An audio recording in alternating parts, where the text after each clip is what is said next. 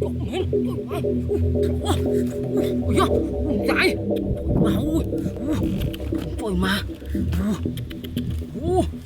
Chọc chừng rồi chứ. Chọc chừng nữa. Cháu cháy đấy. Tiện quá, tiện nó. Tiện thôi. Hoa. Trẻ tôi vui.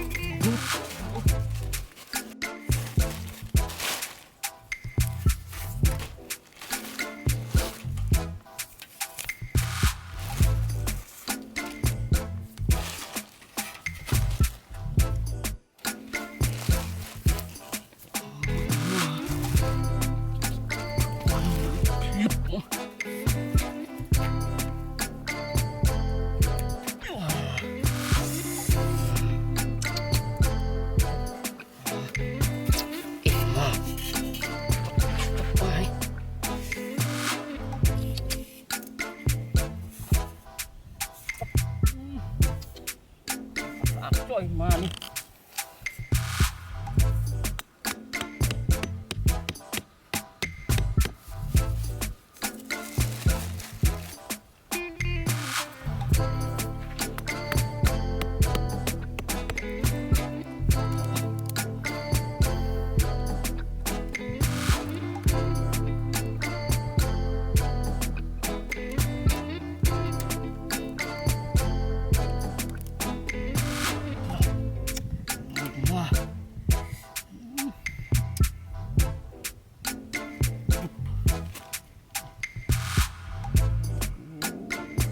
Mồi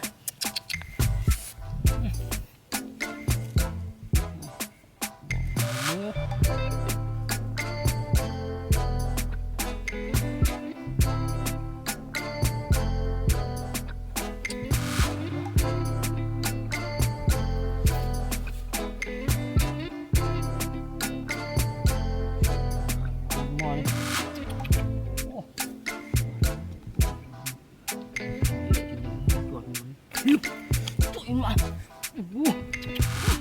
chọc mẹ hoa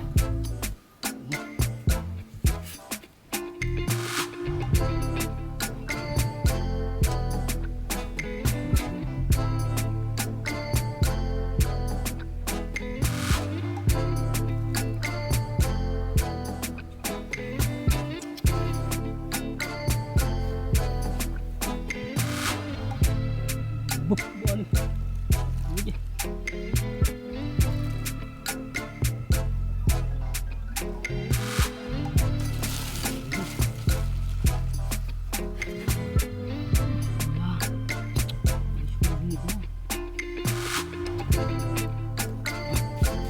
À đây. Mà chạy chậm rồi mình.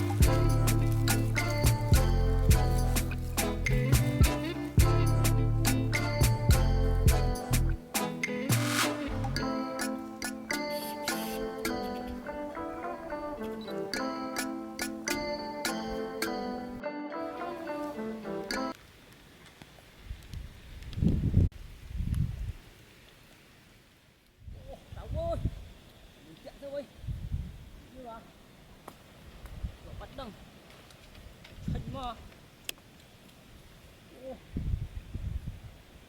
thôi mua mà chọc mến tôi mà ôi da dài trời mà trời mà chọc chừng rồi chứ chọc chừng quá phải preo trời mà mà cái bùn mà sai thúng ấy mà chọc chừng ra đỏ này ơi chọc mình tiền mà qua đi phải đọc khương cặp mà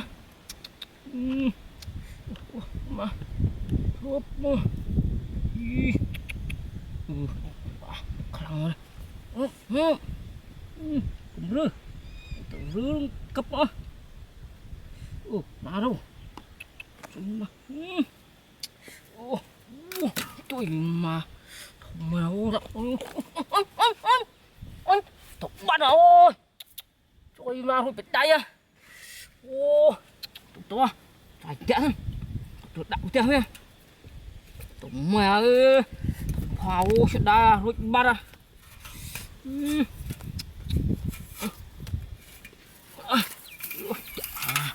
chuột màn chả trái rồi tục chơi tục đặng này coi chưa bắt à rồi mà bạn ơi